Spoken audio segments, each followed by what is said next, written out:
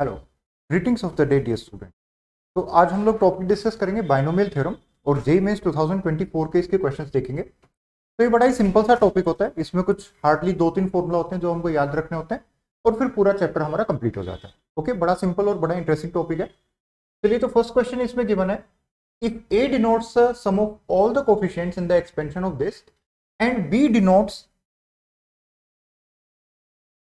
B denotes the sum of all the coefficients in the expansion of 1 plus x square power n, then A और B के बीच में हमको relation निकालना। तो इसके पीछे जो हमारा कॉन्सेप्ट है वो ये है कि जब भी हमको sum of coefficients find out करना होता है, सम ऑफ कोफिशिएंट्स जब भी हमको फाइंड आउट करना होता है स्टूडेंट्स, तो सिंपली हम x इक्वल टू 1 पुट करा देते हैं। Okay, x equal to 1 put करा दीजिए तो आपको सम ऑफ कोफिशिएंट मिल जाएगा। तो A की वैल्यू हो जाएगी 1 minus 3 into 1 plus 10 whole power n। Okay, that is equal to 8 power n। और b की वैल्यू हो जाएगी इसमें b is equal to 1 plus 1 square power n, that is equal to 2 to the power n। तो a लिखा हुआ है 8 to the power n और b लिखा हुआ है 2 टू दी पावर n। तो यहां से सिंपली हमको नजर आ रहा है that a is equal to b cube. तो ऑप्शन ए करेक्ट हो जाएगा। इसको हम ध्यान रखेंगे। सम ऑफ द कोफिशिएंट कैसे फाइंड आउट करते हैं, simply x equal to 1 put करा दो, जो भी आंसर आएगा वो हमारा सम ऑफ द कोफिशिएंट्स आएगा। ओके स्टूडेंट्स, नेक्स्ट क्वेश्चन पे मूव करते हैं। हाँ, इस वाले क्वेश्चन को एक बार आप वीडियो पॉज करके अपनी साइड से ट्राई करने की कोशिश करिए। X square minus x plus minus 1 is equal to 0 और एस एन गिवन है 2023 alpha power N plus 2024 beta power N. और अब हमको फाइंड आउट करनी है रिलेशन S12, S11 और S10 में। S12, S11 और S10, S12, S11 और S10, इन तीनों में हमको रिलेशन फाइंड आउट करनी है। यानी कि अगर मैं इसको बोलूं कि ये Sn लिखा हुआ है तो ये Sn माइनस 1 लिखा हुआ है और ये Sn माइनस 2 लिखा हुआ है। इन तीनों में हमको रिलेशनशिप फाइंड आउट करनी है। तो not necessarily this question is not from binomial theorem. This question can be asked in arithmetic progression in all those type of sequence and series. Sequence and series में भी ऐसा question पूछ सकते हैं, quadratic equation में भी पूछ सकते हैं क्योंकि ये क्वाड्रेटिक इक्वेशन गिवन है, बाइनोमियल में भी पूछ सकते हैं। तो ये क्वेश्चन कोई एक जनरल टॉपिक से नहीं है, आप इसको एक मतलब ये कोई एक पर्टिकुलर टॉपिक से नहीं है, आप इसको जनरल क्वेश्चन मान सकते हैं। तो S12, S11 और S10 में हमको रिलेशनशिप फाइंड आउट करनी है, यानी कि Sn, Sn-1 और Sn-2 में। तो Sn हमको गिवन है, दिस इज Sn। अगर इसी में स्टूडेंट्स में फाइंड आउट करने की कोशिश करूं S of n-1 plus S of n-2, S of n-1 plus S of n-2, तो उसकी वैल्यू हो जाएगी 2023 alpha to the power n-1 plus 2024 beta to the power n-1 plus 2023 का power n-2 plus 2024 beta power n-2। Okay, तो यहां से हम इसको लिख सकते हैं, इन दोनों में से एक टर्म हमारी कॉमन आ रही है, इन दोनों में से हम बोल सकते हैं दैट इज 2023। और यहां पर students alpha to the power अगर n-1 कॉमन ले लेंगे तो बचेगा, अच्छा alpha to the power n-2 common ले लेते हैं तो बच जाएगा 1 plus alpha. Alpha power n-2 हमने कॉमन ले लिया, अंदर बच गया 1 प्लस अल्फा, यहां से 1 मिला और यहां से अल्फा मिला। ओके, तो plus 2024 beta to the power n-2 हमने कॉमन ले लिया और अंदर बच गया 1 प्लस बीटा। ओके, कंफ्यूज नहीं होना है, 1 यहां पे बचा है और अल्फा यहां पे बचा है, ऐसे ही 1 यहां से निकला है और बीटा उधर। ओके, आप चाहो तो इसको मल्टीप्लाई करके देख सकते हो, ये alpha to the power n-2 plus alpha to the power alpha minus 1 बन alpha to the power n-1 बन जाएगा। Okay, so that is equal to, अब इस टाइप का क्वेश्चन हमने क्वाड्रेटिक इक्वेशन में भी किया था। आप याद करिए, हमने क्वाड्रेटिक इक्वेशन में भी ऐसा क्वेश्चन किया था कि जब हम रिडक्शन ऑफ पावर वाला फॉर्मूला देख रहे थे, रिडक्शन ऑफ पावर, तो alpha square minus alpha minus 1 is equal to 0 है, तो हम इसका मतलब लिख सकते हैं alpha square is equal to alpha plus 1। Right students, so यहां पर जो ये 1 प्लस अल्फा लिखा हुआ है, इस 1 प्लस अल्फा को हम लिख सकते हैं alpha square plus 2024 beta to the power n-2, इसको हम लिख सकते हैं beta square. So this implies that 2023 alpha to the power n plus 2024 beta to the power n and that is equal to Sn।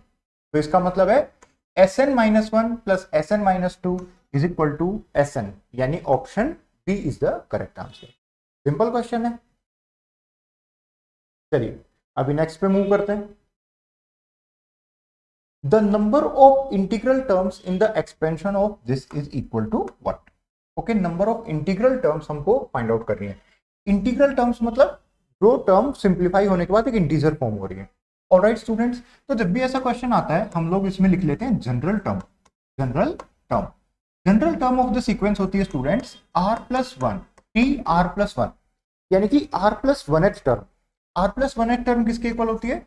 NCR a to the power n minus r b to the power r। Okay, ये किसकी general term लिखी हुई है? a plus B whole to the power n की। This is called as the general term. तो जब भी हमको एक जनरल टर्म का फाइंड आउट करना होता है तो उसमें हम इसको एक जनरल टर्म लेके चलते हैं। तो इसमें जो होगी हमारी जनरल टर्म वो हो जाएगी tr+1 is equal to NCR 824 CR 7 to the power 1/2 raise to the power 824 minus r 11 to the power 1/6 raise to the power r। Okay, so that is equal to 824 CR multiplied by 7 to the power 824 minus R divided by 2 and 11 to the power R divided by 6. Okay students, this is the general term of this expansion. Okay, अब ये integer होने के लिए देखो 7 और 11 दोनों के दोनों प्राइम नंबर लिखे हुए हैं, तो इसका मतलब ये भी इंटीजर होना चाहिए और ये भी इंटीजर होना चाहिए। ये इंटीजर होगा जब हमारा r एक इवन नंबर होगा। ओके, और ये इंटीजर होगा जब हमारा r मल्टीपल ऑफ 6 लिखा हुआ होगा। तो स्टूडेंट्स, इवन नंबर और मल्टीपल ऑफ 6 दोनों का अगर हम इंटरसेक्शन लें तो मल्टीपल ऑफ 6 आएगा। तो अब हमको इसमें मल्टीपल ऑफ 6 लिखना है। r की मैक्सिमम वैल्यू हम ले सकते हैं 824 से कम हमको लेनी होगी और मिनिमम वैल्यू 0 ले सकते हैं। तो 0 6 का मल्टीपल होता है, उसके बाद 6 12 18 24, उसके बाद हम लोग जाएंगे, लेकिन जो हमारी मैक्सिमम टर्म होनी चाहिए वो हमारी लेस देन 824 होनी चाहिए। अब 824 को अगर हम देखें तो देखो मल्टीपल ऑफ 6 का ये मतलब है कि इवन भी होना चाहिए नंबर और मल्टीपल ऑफ 3 भी होना चाहिए। 3 की टेबल में आने वाले जितने भी इवन नंबर होते हैं सब मल्टीपल ऑफ 6 होते हैं। तो ये इवन नंबर तो है, लेकिन हमको देख के पता चल रहा है कि इसके जो सम ऑफ डिजिट्स आ रहा है वो 14 आ रहा है और 14 3 से डिवाइड नहीं होता, तो इसका मतलब ये 6 से डिविजिबल नहीं है। तो इससे थोड़ी छोटी टर्म हो जाएगी हमारी, इसमें से 2 सब्ट्रैक्ट कर देते हैं, 822। तो स्टूडेंट्स, ये वाले जो सारे कोफिशिएंट्स आ रहे हैं, ये वाली जो सारी वो आर की वैल्यूज आ रही हैं, these corresponds to the integral terms. अब हमको काउंट करना है कि नंबर ऑफ इंटीग्रल टर्म्स कितनी है। तो ये पहली टर्म, ये दूसरी टर्म, ये तीसरी टर्म एंड सो ऑन। जब हम इसको 6 से डिवाइड करेंगे तो बन जाएगा 137।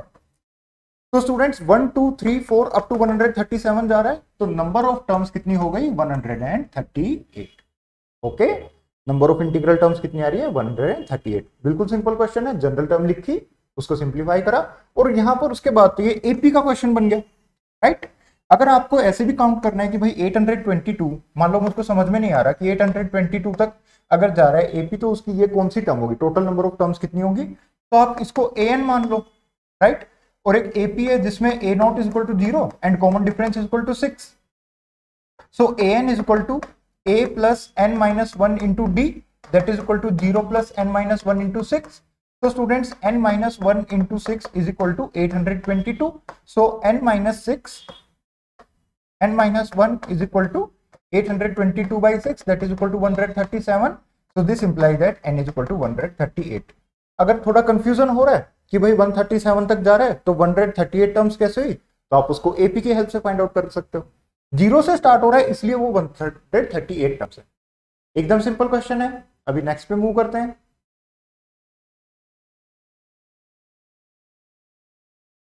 ओके, ये क्वेश्चन थोड़ा सा टाइप होने में एरर हो गया। Let a be the sum of coefficients of the expansion 1 minus 2x plus 2x square power 2023 3 minus 4x square। मैं इसको लिख लेता हूं 1 minus 2x plus 2x square whole power 2023 3 minus 4x square plus 2x cube whole power 2024। इसमें actually थोड़ा सा जब उसको वर्ड डॉक्यूमेंट से उसमें कन्वर्ट करा है तो टाइपिंग में प्रॉब्लम हो गई है, कोई बात नहीं। देखते हैं, b इज इक्वल टू लिखा हुआ है limit approaches to 0 integration log 1 plus t whole raise to the power upon t raise to the power 2024 plus 1 dt upon x square limit 0 to x if equation this is equal to 0 and this is equal to 0 have a common root। तो students question लिखा हुआ है ऐसे, अभी समझ में आ गया। Question में लिखा हुआ है कि a है वो हमारा सम ऑफ कोफिशिएंट्स लिखा हुआ है इस वाली टर्म में, इस वाले टर्म का जो सम ऑफ कोफिशिएंट्स है वो a के इक्वल है। तो अभी अभी हमने देखा था कि हमको जब भी सम ऑफ कोफिशिएंट्स फाइंड आउट करना होता है हम सिंपली x को 1 पुट करा देते हैं। तो x इक्वल टू 1 जब इसमें पुट कराएंगे तो वैल्यू आ जाएगी 1 के इक्वल। तो यहां से एक बात तो क्लियर है कि a हो गया 1। देखिए क्वेश्चन में क्या गिवन है, क्वेश्चन बोल रहे हैं let a be the sum of all the coefficients in the expansion of this. और ये वाली जो टर्म है हमारी यहां से लेकर यहां तक ये लिखी हुई है कुछ ऐसे, टाइपिंग में थोड़ा सा देखने में आपको समझ नहीं आ रहा होगा, ऐसे करके एक एक्सपेंशन लिखी हुई है और बोल रहा है कि इसमें जो सम ऑफ कोफिशिएंट्स है उसकी वैल्यू आ रही है a के इक्वल। b की जो वैल्यू है वो यहां पे इस फॉर्म में लिखी हुई है और ये आपको देखने में समझ नहीं आ रहा होगा इसलिए मैंने इसको और थोड़ा क्लियरली लिख दिया है। b is equal to limit x approaches to 0 0 to x log of 1 plus t upon t to the power 2024 plus 1 dt upon x square. b की वैल्यू इसके इक्वल गिवन है। नाउ बोल रहा है कि c x square plus d x plus e equal to 0 and 2b x square plus a x plus 4 is equal to 0। ये इन दोनों equations में एक कॉमन रूट है। अब हमको फाइंड आउट करना है डी सी और ई का रेशो, डी सी और ई का रेशो हमको फाइंड आउट करना है। Sum of coefficients find out करना था तो हमने सिंपली x को 1 पुट कर दिया और a की वैल्यू आ गई 1।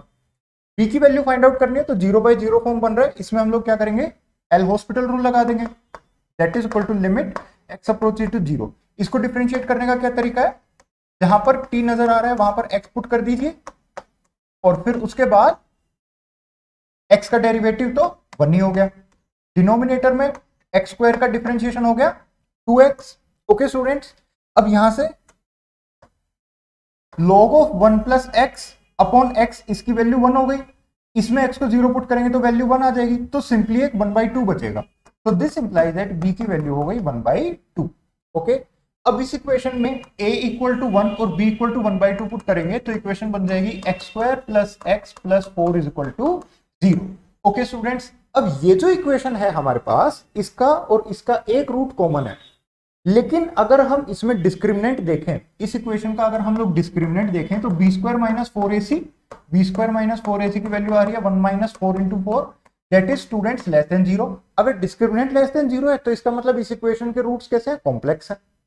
तो कॉम्प्लेक्स अगर रूट्स हैं तो अगर एक रूट कॉमन है तो दूसरा रूट कॉम्प्लेक्स कॉन्जुगेट होगा, तो मतलब दोनों रूट्स कॉमन है। अगर दोनों रूट्स कॉमन है स्टूडेंट्स तो हमको पता है कि कोफिशिएंट्स का जो रेशो होता है वो सेम सेम होता है, यानी कि c divided by 1 is equal to d divided by 1 is equal to e divided by 4। तो c is to d is to e का जो रेशो है that is equal to 1 is to 1 is to 4। अब हमसे उसने d is to c is to e पूछा हुआ है, तो अगर इन दोनों का रेशो 1 इज टू 1 है तो उनको अगर इंटरचेंज कर देंगे तो कोई फर्क नहीं पड़ेगा, तो भी रेशो कितना रहेगा 1 इज टू 1 इज टू 4। तो आंसर आ गया यहां से हमारा option number D. Simple question. Again sum of coefficients का यूज किया है हमने, इसमें x इक्वल टू 0 सब्स्टिट्यूट कर दिया। अब देखो क्वेश्चन हमारा इंटरलिंक्ड है तीन कॉन्सेप्ट से, binomial, limits and quadratic equation. तो जेई में क्वेश्चन ऐसे ही आते हैं जो मल्टीपल चैप्टर से इंटरलिंक्ड होते हैं। ओके, चलिए फटाफट नेक्स्ट क्वेश्चन पे मूव करते हैं। इन the expansion of 1 plus x into 1 minus x square into this quantity power 5 the sum of coefficients of x cube and x power minus 13 is। इन दोनों का कोफिशिएंट्स का सम फाइंड आउट करना है। अभी तक जो हमने सम ऑफ कोफिशिएंट फाइंड आउट किया था वो सम ऑफ ऑल द कोफिशिएंट्स था। अब इसमें x इक्वल टू 1 नहीं पुट करेंगे, इसमें हमको कोफिशिएंट देखना पड़ेगा उसका क्या आ रहा है। तो सबसे पहले तो इसको और थोड़ा सिंप्लीफाइड फॉर्म में लिख लेते हैं, ये जो क्वांटिटी है इसको और सिंप्लीफाइड फॉर्म में लिख लेते हैं। तो ये बन जाएगी यहां से 1 plus x into 1 minus x square into यहां से बन जाएगा हमारा 1 plus 1 by x whole cube. 1 plus 1 by x का अगर हम होल क्यूब देखेंगे तो वो इसके इक्वल लिखा हुआ है, और पूरे की पावर 15, तो यहां पर हो जाएगा 5। 1 माइनस एक्स स्क्वायर को लिख सकते हैं 1 minus x into 1 plus x, तो यहाँ पे बन जाएगा 1 plus x whole square into 1 minus x into x plus 1 upon x whole power 15, that is equal to 1 minus x into 1 plus x power 17 divided by x power 15, that is equal to students 1 plus x to the power 17 minus x into 1 plus x to the power 17 divided by x to the power 15। अब हमको इसमें find out करना है x power 3 का coefficient, इसमें x power 3 का coefficient find out करना है। इसका मतलब स्टूडेंट्स जो न्यूमरेटर वाली क्वांटिटी है, न्यूमरेटर वाली क्वांटिटी से हमको x पावर 18 का कोफिशिएंट फाइंड आउट करना है। जो न्यूमरेटर में x पावर 18 का कोफिशिएंट होगा उसी में डिनोमिनेटर में जब x पावर 15 कर दोगे तो x पावर 3 का ओवरऑल कोफिशिएंट मिल जाएगा। इसमें x पावर 18 का कोफिशिएंट कैसे निकालेंगे, देखो यहां पर तो 0 है क्योंकि मैक्सिमम पावर ही 17 जा रहा है, तो x पावर 18 का कोफिशिएंट नहीं मिलेगा, माइनस यहां पर x पावर 17 का कोफिशिएंट इस वाली टर्म में होगा 17 3 17, और उसमें एक x मल्टीप्लाई होएगा जब जाके हमको x पावर 18 का कोफिशिएंट मिलेगा, दैट इज इक्वल टू -1।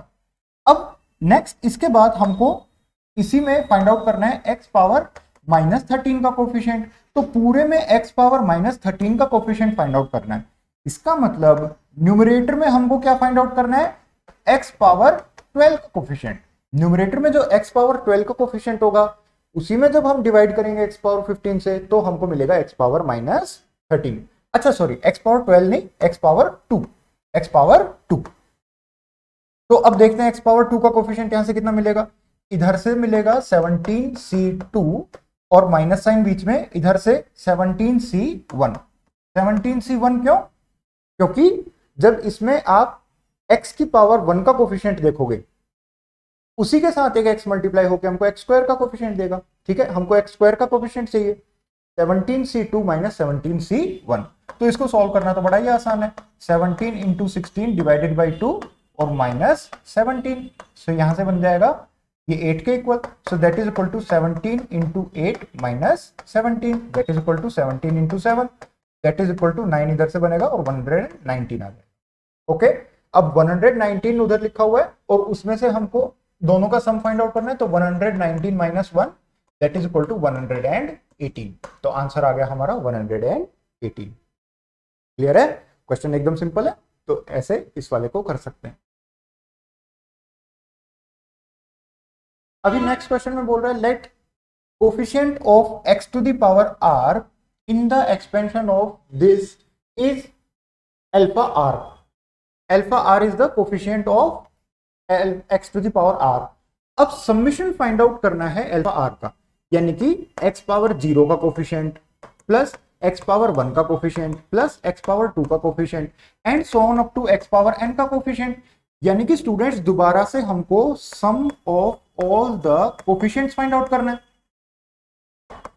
अभी अभी देखा था ये concept, put x equal to 1, तो जब इसमें x इक्वल टू 1 पुट कराएंगे तो ये क्या बन जाएगा, summation r equal to 0 to n alpha to the power r is equal to 1 plus 3 4 power n minus 1 plus 4 power n minus 2 into 3 plus 4 power n minus 3 into 3 square plus so on 4 plus 1 power 1 और यहां पर हो जाएगा 3 power n minus 2 और plus last में बचेगा 4 की power 0 और 3 की पावर n माइनस 1। ओके, ये 0। तो स्टूडेंट्स ये हमारा आंसर लिखा हुआ है। अब according to the question this value is of the form beta to the power n minus gamma to the power n, यानी कि इसको आगे सिंप्लीफाई करना है। So that is equal to, पूरे में से हम कॉमन ले लेते हैं 4 to the power n minus 1, तो 4 टू द पावर अगर n माइनस 1 कॉमन लेंगे तो यहां पे बचेगा 1 plus 3 divided by 4 plus 3 square divided by 4 square and plus so on जाएगा up to 3 to the power n minus 1 divided by 4 to the power n minus 1। हमने क्या common लिया है पूरे में से? 4 to the power n minus 1 को common लिया हुआ है। अभी इसके बाद क्या होगा? ये एक जीपी फॉर्म हो रहा है, तो देखो क्वेश्चन हमेशा इंटरलिंक्ड आता है। अभी एक बाइनोमियल का कॉन्सेप्ट पूछ लिया, उसी में मिक्स कर दिया हमसे जीपी का फॉर्मूला। तो स्टूडेंट जीपी के फॉर्मूला क्या होता है? Sum of n terms is equal to first term multiplied by 1 minus ratio to the power total number of terms divided by 1 minus common ratio. तो यहां पर फर्स्ट टर्म हो जाएगी हमारी 4 to the power n minus 1 multiplied by 1 minus common ratio 3/4 total number of terms 3 power 4 power 3/4 power 0 से शुरू हो रहा है, 0 1 2 अप टू n माइनस 1 जा रहा है, तो नंबर ऑफ टर्म्स n है divided by 1 minus 3/4. So that is equal to 4 power n minus 1 into 1 minus 3 to the power n upon 4 to the power n whole divided by 1/4. ये 1/4 ऊपर जाएगा तो 4 की पावर n बन जाएगा, so 4 power n minus 1/3 power n by 4 power n that is equal to 4 to the power n minus 3 to the power n. Okay, so तो इसका मतलब यहां से beta is equal to 4 and gamma is equal to 3. Beta square plus gamma square is equal to 25. Okay, so 25 will be the correct answer. Clear है?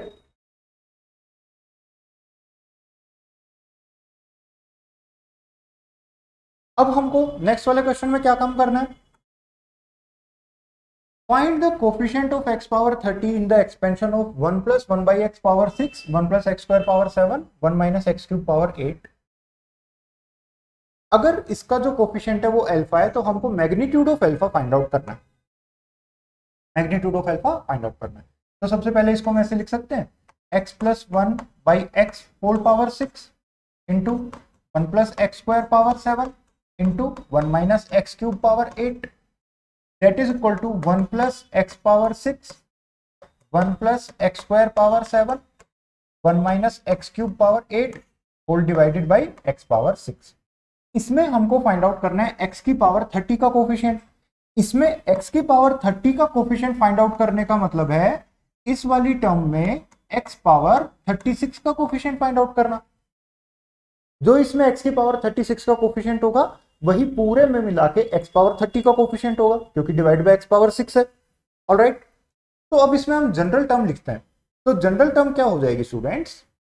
6c r1 multiplied by 7c r2 multiplied by 8c r3 minus 1 to the power r2 multiplied by x power r1 plus 2r2 plus 3r3. Okay, this is the general term of this expansion. I repeat, 6cr1 into x to the power r1, 7cr2 into x to the power 2r2 into minus 1 to the power r2, क्योंकि ये okay यहाँ पे r2 नहीं, यहाँ पे r3 आ जाएगा, यहाँ पे आ जाएगा r3, क्योंकि जो माइनस वाला कोफिशिएंट है वो हमारा थर्ड पार्ट में। ओके, तो x to the power r1 plus 2r2 plus 3 times of r3, यहाँ पे 3 है, यहाँ पे 2 है, तो यहाँ पे r1 plus 2r2 plus 3r3। Alright students, I hope आप इसको समझ पा रहे हैं। नेक्स्ट पॉइंट क्या है इसमें? r1 plus 2r2 plus 3r3, इन सभी का सम किसके इक्वल होना चाहिए? 36 का। अब ये क्वेश्चन हमारा बन गया परमुटेशन एंड कॉम्बिनेशन का। अब इसमें वेरियस केसेस बना के इसको सॉल्व करना पड़ेगा। क्वेश्चन लेंथी जाएगा लेकिन डिफिकल्ट नहीं है। तो टेबल बना लेते हैं, r1 r2 r3। Okay, r3 सबसे बड़ा है तो एक बार r3 की वैल्यू फिक्स कर देते हैं 8 के equal. Suppose r3 is equal to 8, तो यहां से बन जाएगा r1 plus 2r2 plus 24 is equal to 36। So R1 plus 2R2 is equal to 12. तो R1 plus R2 is equal to 12 होना चाहिए, तो R2 is equal to 12 minus R1 divided by 2।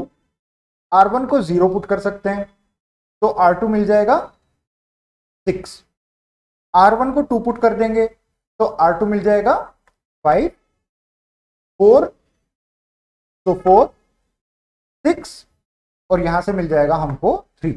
अब R1 की वैल्यू 6 से ज्यादा नहीं हो सकती है, हर एक केस में R3 की वैल्यू 888 के इक्वल है। ओके स्टूडेंट्स, तो ये 4 केसेस बन रहे हैं यहाँ पे।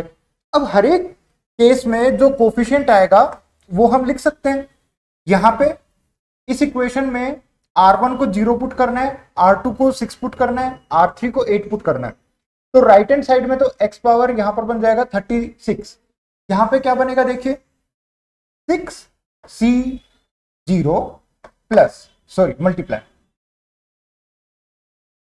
7c6 multiplied by 8c8 minus power -1 की पावर 8 है, दैट इज इक्वल टू +1, तो प्लस का लिखा हुआ है, plus 6c2 into 7c5 into 8c8 plus 6c4 7c4 8c8 plus 6c6 7c3 into 8c8। तो स्टूडेंट्स यहां से जो सम ऑफ कोफिशिएंट आ रहा है वो इसके इक्वल आ रहा है। इसको सॉल्व करना डिफिकल्ट नहीं है, 8c8 की वैल्यू तो 1 ही हो जानी है, तो यहां पर तो आप 1 ही कर दो, इन सभी को रिमूव कर सकते हो। 6c0 1 होता है, 7c6 7 होता है, 7 प्लस 6c2 मतलब 6 इंटू 5 बाई 1 इंटू 2, 7c5 मतलब 7 इंटू 6 डिवाइडेड बाई 1 इंटू 2, तो यहाँ पे हो गया 3, यहाँ पे हो गया 3, तो ये बन जाएगा 15 इंटू 21, तो प्लस 15 इंटू 21 प्लस 64 और 62 सेम होते हैं, तो 15 multiplied by 7c4 7 into 6 into 5 upon 1 into 2 into 3 that is equal to 35, तो यहाँ पे हो जाएगा 35। नेक्स्ट 7c3 अगेन 35 होगा और 6c6 1 हो जाएगा, तो ये हमारा इधर से आंसर आ रहा है। अभी ये क्वेश्चन कंप्लीट नहीं है, क्वेश्चन में अभी और भी केसेस बाकी हैं। नेक्स्ट केस, चलिए मैं येलो कलर से डिनोट करता हूं, R1 R2 R3। अभी R3 की वैल्यू मैक्सिमम हम 8 ले सकते थे, 8 से कम क्या ले सकते हैं, 7 ले सकते हैं। तो R3 की वैल्यू जब 7 हो जाएगी स्टूडेंट्स, तो यहां से बन जाएगा R1 plus 2R2 plus 21 is equal to 36, तो R1 plus R2 is equal to 15, so this implies that R2 is equal to 15 minus R1 divided by 2, 15 minus R1 divided by 2। तो R1 की value जब 1 होगी तो यहां से हमको value मिलेगी 7, R1 की वैल्यू जब 3 होगी तो यहां से वैल्यू मिलेगी 6, ये 7 है। R1 की वैल्यू जब 5 है तो यहां से हमको वैल्यू कितनी मिलेगी 5 और ये हो जाएगा 7। अब इससे आगे हम R1 की वैल्यू 7 नहीं पुट कर सकते, क्योंकि R1 की मैक्सिमम वैल्यू कितनी जा रही है, अप टू 6। समझ में आ रहा है? तो आगे वाले केसेस नहीं लेंगे। तो यहां से हमको 3 केसेस मिले। अब तीनों में R3 की वैल्यू 7 है, तो R3 की वैल्यू अगर 7 है तो इसका मतलब -1 की power 7 that is equal to -1 लिखा हुआ है, यानी कि तीनों के तीनों कोफिशिएंट्स नेगेटिव आएंगे। तो कोफिशिएंट क्या आएंगे देखते हैं, minus sign, 6c1 7c7 8c7 minus sign, फिर माइनस कॉमन ले रहा हूं सभी में से, 6c3 7c6 8c7 plus 6c5 7c5 and 8c7। इन तीनों को ऐड कर देंगे तो एक क्वांटिटी यहां से मिली।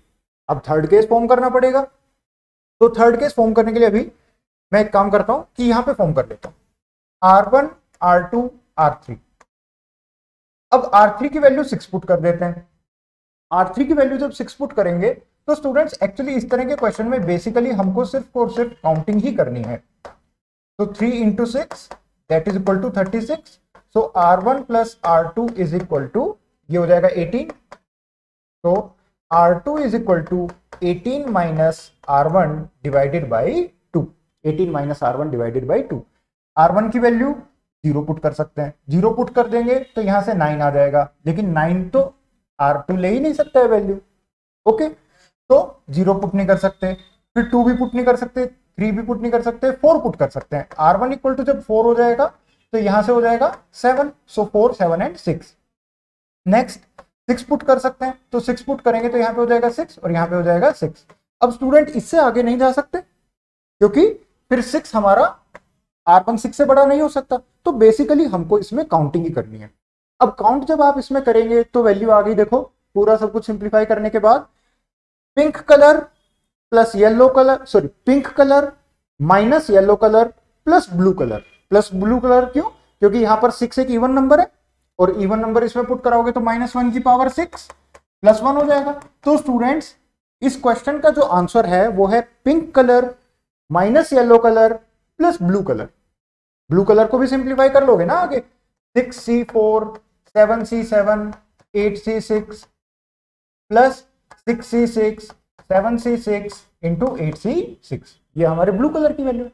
ओके, सो फाइनली जब आप इस क्वेश्चन को सॉल्व करेंगे तो वहां से आपको इसमें जो आंसर मिलेगा वो मैं आपको बता देता हूं।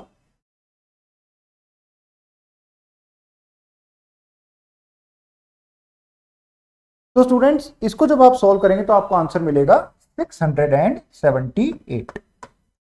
678। एक्चुअली ये वैल्यू नेगेटिव आएगी, लेकिन क्वेश्चन में हमसे मॉड की वैल्यू पूछी है, तो जब मॉड आप इसमें पुट करेंगे तो वैल्यू आ जाएगी +678। क्वेश्चन थोड़ा सा लेंदी है, लेकिन जिस क्वेश्चन पेपर में एक क्वेश्चन लेंदी आता है, कहीं ना कहीं कोई दूसरा क्वेश्चन छोटा भी आता है, तो आपको घबराने की जरूरत नहीं है। ये पूरा इसको सॉल्व करने का प्रॉपर तरीका है। फाइनली जब इसमें सम फाइंड आउट करेंगे तो आंसर आ जाएगा। चलिए नेक्स्ट क्वेश्चन देखते हैं। ओके, सो ये लास्ट क्वेश्चन है। इस बार बाइनोमियल थ्योरम से हार्डली 7 या 80 क्वेश्चन आए थे। बोल रहा है m and n be the coefficients of the 7th term and 13th term respectively in the expansion of this, then n/n power 1/3 is equal to what? हमको पता है कि भाई 7th टर्म T7 कैसे लिखेंगे इसको, T6 + 1 that is equal to NC6 a to the power n-6 b to the power 6। 13th term T12 + 1 NC12 a to the power n-12 b to the power। General term का formula, ये इसमें हमारा concept use होगा। अब इसके बाद तो solve करना बड़ा ही आसान है। इसमें 7th टर्म क्या हो जाएगी, T7 is equal to T6 + 1 is equal to 18C6 multiplied by 1/3 x power 1/3 power 12। अब ये डिनोमिनेटर में लिखा हुआ है, इसको हम ऐसे लिख सकते हैं x पावर -2/3/2। तो x power -2/3 divided by 2 whole power 6। Simplify कर लेते हैं तो यहां से ये बन जाएगा 18C6 1/3। अच्छा, हमको केवल और केवल कोफिशिएंट पे ध्यान देना है, तो x को तो हम वैसे भी रिमूव कर सकते हैं। केवल और केवल हमको क्या ध्यान देना है स्टूडेंट्स, कोफिशिएंट पे ध्यान देना है। तो x को रिमूव कर देते हैं, x की जगह सिंपली पुट कर देते हैं 1। इसमें हमको इसका कोफिशिएंट फाइंड आउट करना है, तो कोफिशिएंट फाइंड आउट करने के लिए हमको x नहीं चाहिए, x को रिमूव कर दिया। ओके, तो 1/3 power 12 multiplied by 1/2 power 6 that is equal to 18C6 3 power -12 into 2 power -6 that is equal to m। According to the question this is equal to m। Now n की value find out करें, so n is equal to coefficient of T13 that is equal to coefficient of T12 + 1 that is equal to 18C12 1/3 power 6 multiplied by 1/2 power 12 that is equal to 18C6 multiplied by 3 power -6 multiplied by 2 power -12 that is equal to n। Now n divided by m is equal to 18C6 3 power -6 2 power -12 divided by 18C6 3 power -12 2 power -6। Alright, अब इसको हम आगे simplify कर ही सकते हैं। तो 18C6 से 18C6 cancel, so that is equal to 3 power 6 into 2 power -6 6 that is equal to 3/2 power 6। तो स्टूडेंट्स 3/2 पावर 6, तो यहां से हमारा फॉर्म हो जाएगा। अच्छा, पूरे की पावर हमको 1/3 फाइंड आउट करनी है, यानी कि 3/2 power 6 divided by 3 that is equal to 3/2 whole square, so that is equal to 9/4। तो आंसर हो जाएगा यहां से हमारा ऑप्शन नंबर डी। तो स्टूडेंट्स 40 मिनट्स में, नियरली 40 मिनट से कम टाइम में हम लोगों ने बाइनोमियल थ्योरम के जेईई मेंस 2024 के सारे क्वेश्चंस को सॉल्व कर लिया है। उसके पीछे जो दो मेन इंपॉर्टेंट कॉन्सेप्ट्स हैं वो एक तो sum of the coefficients find out करने के लिए सिंपली x को 1 पुट कर दीजिए, आंसर आ जाएगा। दूसरा है जनरल टर्म होती है T R plus 1, r+1h term जो है, I mean T r+1h term जो है उसको हम r+1 के फॉर्म में लिखते हैं NCR a⁻n−r इंटू b⁻r। ये हमारा कॉन्सेप्ट है। आई होप आपको समझ में आया होगा सारा। Thank you for your patience.